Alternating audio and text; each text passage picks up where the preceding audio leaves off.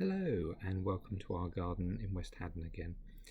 I'm Mark Betson and I help with the ministry team of the benefice here in West Haddon, Long Buckby, Watford and Winwick. I'm here this week on a beginning of what is the known as Holy Week, the most sacred week of the church's calendar.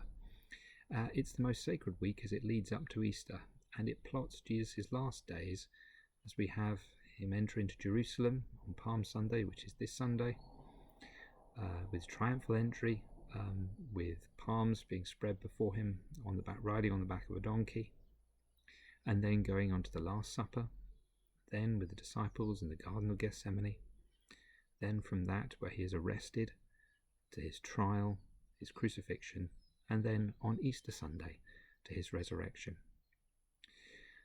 On this Sunday, for our Gospel reading, it's quite commonly we would hear the Passion narrative, which is telling some of the most darkest moments of that week in which that leads up to Jesus' death. I'm going to read the shortened version from Matthew's Gospel in a minute. Before that, though, I was going to share with you some films that tell of Jesus' life that may be a good thing to do in this Holy Week as we travel with Jesus in his final footsteps. These films are opportunities to see different directors' interpretations of the life of Jesus and to, in our own way, follow him. Now, there are a range of films that are available, and I'm not going to cover all of them. I'm just going to mention 4 of the ones that I like.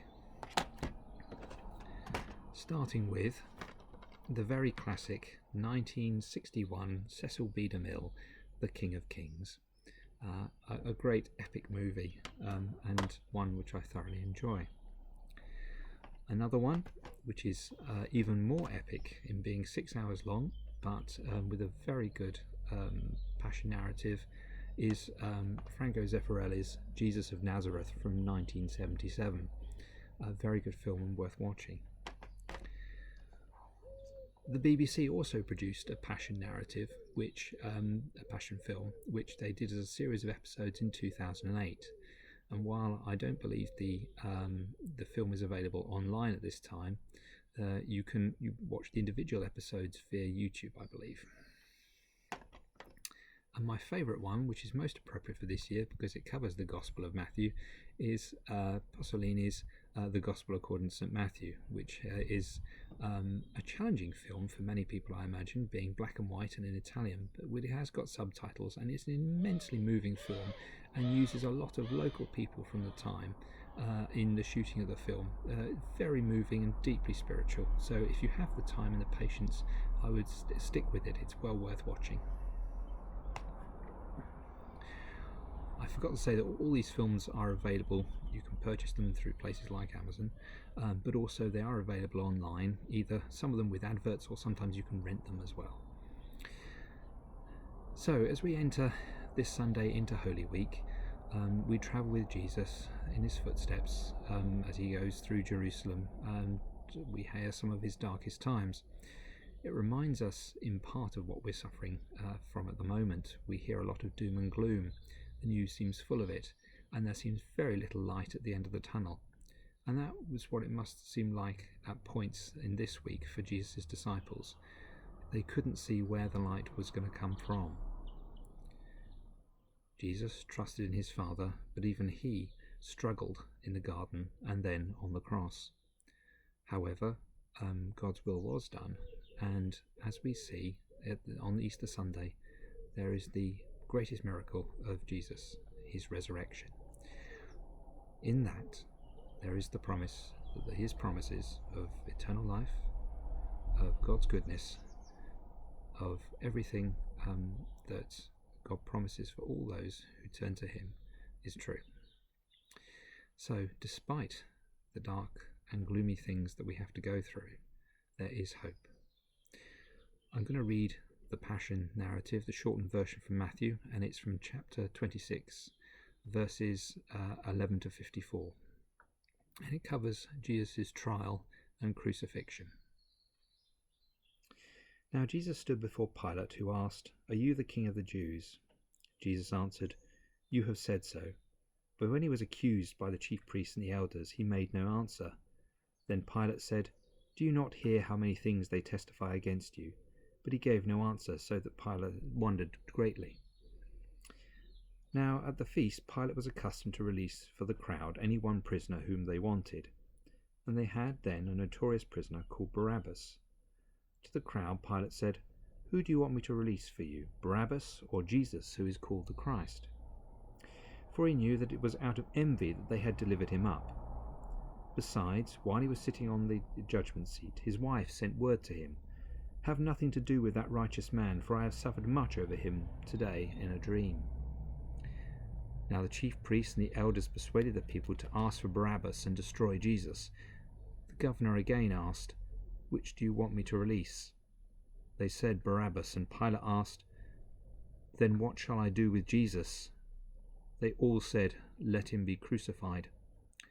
Pilate said, "Why, what evil has he done?" But they shouted all the more, "Let him be crucified."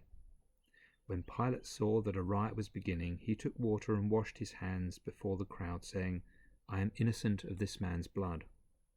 And all the people answered, "His blood be on us and on our children." Then he released Barabbas, and having scourged Jesus, delivered him to be crucified. The soldiers took Jesus into the praetorium before the whole battalion.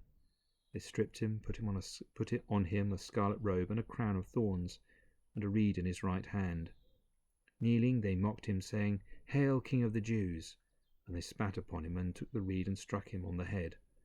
Then they took off the robe, put his own clothes on him, and led him away to crucify him. As they went, they came upon a man of Cyrene, Simon by name. This man they compelled to carry his cross, Golgotha, which means the place of the skull. They offered Jesus wine to drink mingled with gall, but when he tasted it, he would not drink it. When they had crucified him, they divided his garments among them by casting lots. Then they sat down and kept watch over him there. And over his head they put the charge against him, which read, "This is Jesus, King of the Jews." 2 robbers were crucified with him, one on the right and one on the left, and those who passed by derided him, wagging their heads and saying, "You who would destroy the temple and build it in 3 days, save yourself. If you are the Son of God, come down from the cross." So also the chief priests and the scribes and elders mocked him, saying, "He saved others, he cannot save himself. He is the King of Israel. Let him come down now from the cross, and we will believe in him. He trusts in God. Let God deliver him now, if he desires him. For he said, 'I am the Son of God.'" And the robbers who were crucified with him also reviled him in the same way. Now from the 6th hour there was darkness all over the land, until the 9th hour. And about the 9th hour Jesus cried with a loud voice, "Eli, Eli, lama sabachthani?"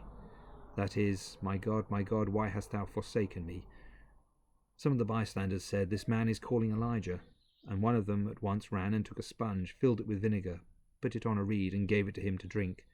But the others said, "Wait, let us see whether Elijah will come to save him." And Jesus again cried with a loud voice, and yielded up his spirit. And behold, the curtain of the temple was torn in two from top to bottom, and the earth shook, and the rocks were split. The tombs also were opened, and many bodies of the saints who had fallen asleep were raised. And coming out of the tombs after his resurrection, they went into the holy city and appeared to many. When the centurion and those with him keeping watch saw the earthquake and what took place, they were filled with awe and said, "Truly, this was the Son of God."